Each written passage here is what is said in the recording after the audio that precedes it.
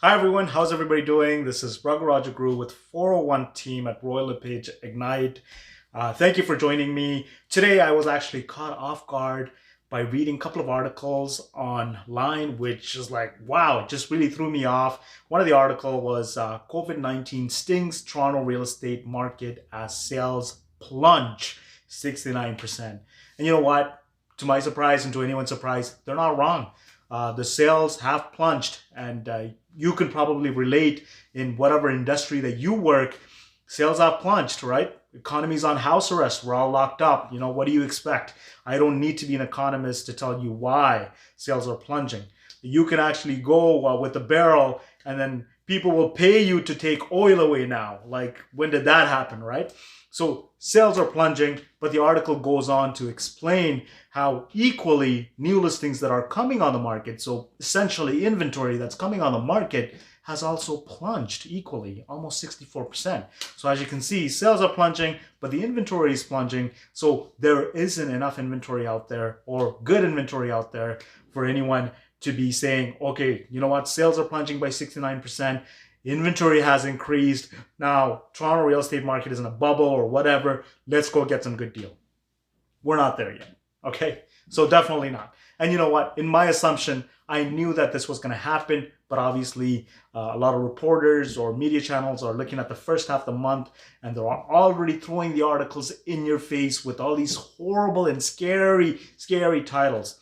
I mean, let's be honest. If the title said something positive about the market, would you actually read it? Would you actually click on it? Would you actually share it? And the answer is no. Because in media, negativity always sells. Something negative will always sell more than something positive, right? So that's what these media, online news and whatever it may be are trying to do. So before you share it, make sure you read the article to understand what is actually happening in terms of the market. And we're not even at the end of the month. In my guess, when we hit the first week of May, you're going to see a lot more articles, a lot more scary articles telling you sales are down 69% and 70% and etc., right? You can automatically perceive to think that, oh my goodness, Toronto real estate market is doing horribly bad. Maybe the prices have plunged as well. And the answer is no, that's not how it always works. The article also explains in detail afterwards, saying that the average price has also declined. Well, in my metrics, in my books, I never look at the average price. And the reason being is because average prices fluctuate on a month over month depending on what sells, right? If more luxury listings sold last month compared to this month, then obviously we're going to have an average price that is heavier last month than this month, right?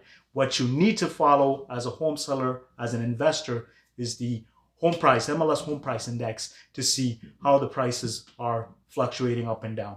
And you know what? In no doubt, the market is going to have some sort of effect because of what is happening. And that's because people are locked up, and the consumer confidence, depending on how people like you and people like myself react, is going to make a world of a difference.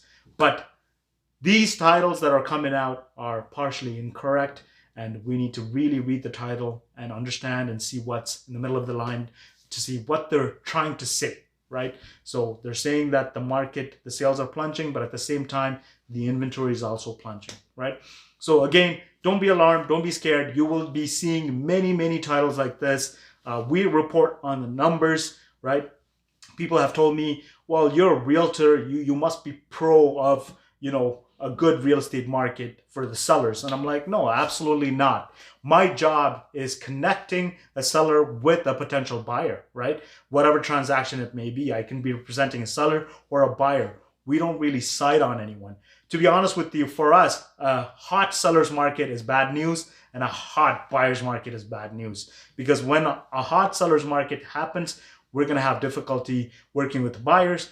When a hot buyer's market happens, we're going to have difficulty working with sellers and buyers, because buyers may want lower price, right? So a balanced market is always good for us. But what we do here is we try to report some numbers for you. We break it down for you so you don't perceive as the market being overly bad or overly good when it really is not. If you have any questions, and if you're just curious about the price of your home, and if you're planning on selling or buying in this market and you want to know what the steps are, give us a call, 416-712-2006. Again, this is Brokerage with 401 team at Royal LePage Ignite.